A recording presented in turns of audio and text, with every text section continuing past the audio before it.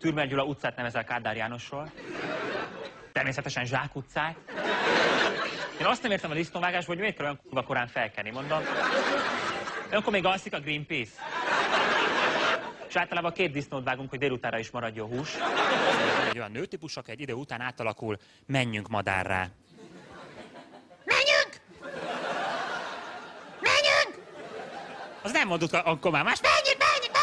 A feleség, mint egy panaszos körfűrész elkezdte mondani, de sosem gondol semmire, mindig ez van, sosem gondol semmire.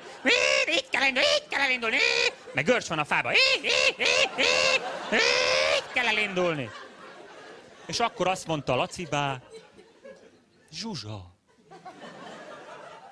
ne fecsegj. De mert a Livréni szerint a házasság az egy küzdősport. Jenő szerint stratégiai játék. Zalai hírlap, ahol a vezércikk is keresztrejtvény. Szerelj össze egy IKEA bútort, bazd meg használata nélkül. De lehetne szlengbe is oktatni, hogy értsék a gyerekek, miről beszél a tanár. Sunázze a kénsava mangánt. Lájkolja a hidrogén az oxigént.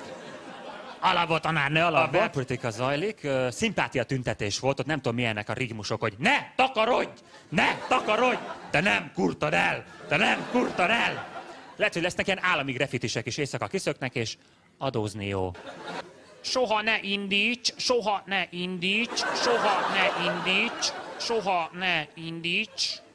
társas tánc